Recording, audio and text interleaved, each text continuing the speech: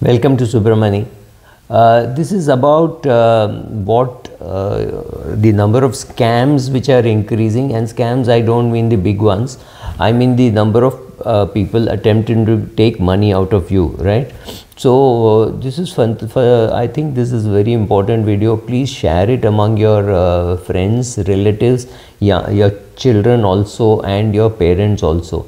So first of all, the number of fraudulent emails, WhatsApps, SMSs have increased dramatically. So you will get a notice saying that you owe so much in taxes, pay it immediately, use this link. Such a thing never ever happens, right? Whether it is IRS if you are in the US, or whether it is income tax if you are in India, it never happens that the income tax department will get in touch with you on social media. Very rarely. I mean, there have been times when I have sent messages to commissioners about a hearing, right? That's different. That's personally. It's never from the income tax department. Income tax department does not send you a WhatsApp message saying this much money is owed. Don't mistake me by seeing the smile. Yes, I was amused when people get such messages. These messages are frauds. Now you may be smart enough to know these are frauds, and you may ignore it, but your parent might panic saying, look, some income tax is due, I told you you have not filed properly, so I just pressed and I had to make a payment of 2,310. That's a scam. Somebody has scammed you of 2,310. Now be happy that it is only 2,310 and not 23,100. This person may have known your bank balance and said, okay, 23,000 this man will not be able to pay, so 2,310. I have no clue how he found out your bank account. But remember, these kind of scams are just happening too many, and it's happening all over the place. It's happening in US, it's happening in India, right? Everywhere. So first of all, let me repeat, the income tax department or the IRS does not send you notices over email. Over an email, yes, possible, but not on the social media. You will not get even an SMS saying that you owe so much of back taxes. They will send you a proper notice, right? Recently my wife had to pay 640 rupees or something, and that did not come to me on WhatsApp. It came as an email, it came as a message, and it came as a physical notice, and physical notice came in one day of their passing the order. Must be in some mistake. I didn't even get into the details of why 640 had to be paid, but this is how the notices come. Notices from income tax department don't come saying that make this payment using your debit card, using your credit card. Notices from income tax department not over phone saying give us the details of your bank account so that we can credit the refund, right? These kind of questions are never asked by the income tax department or by the IRS. And when I'm saying income tax department, I'm not saying that scams happen only with the name of the income tax. It could come from any form.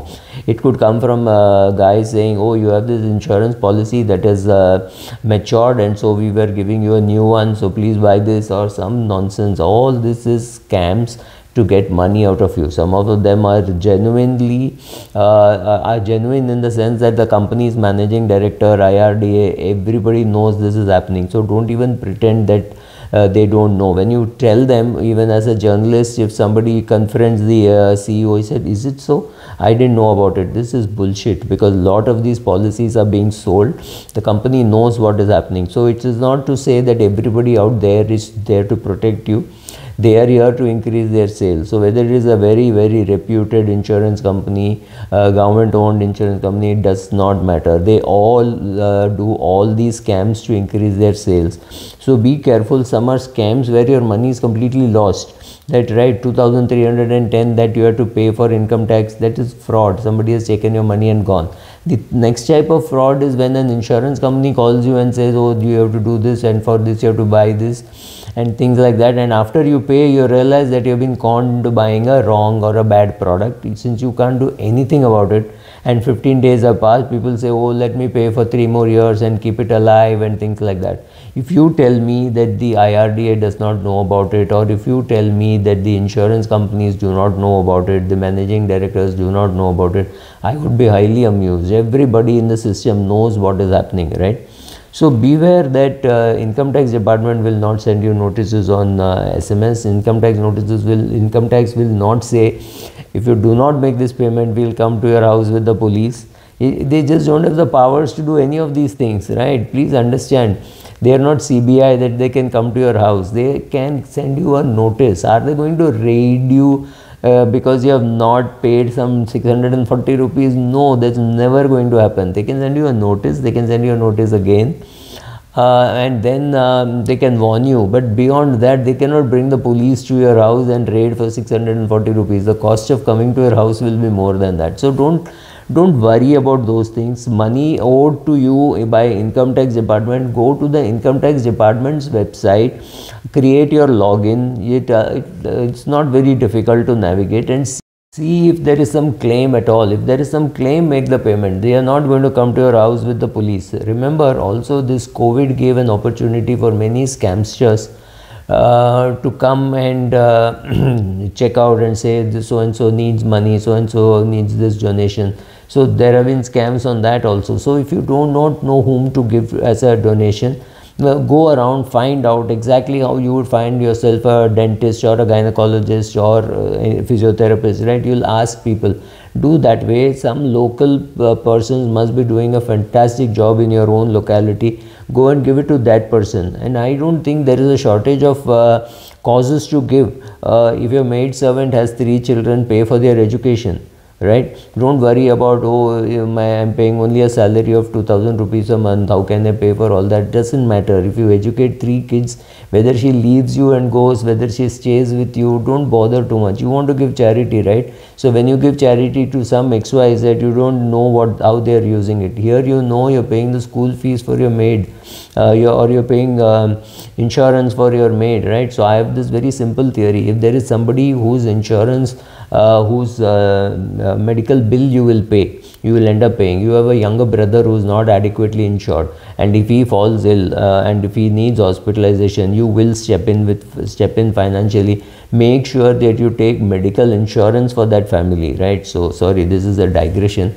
So don't go online and search, or at least if you go online and search, you will make lesser mistakes. Do not respond to unnecessary WhatsApp messages or unnecessary messages from the so-called income tax department and on social media. It just doesn't happen, right?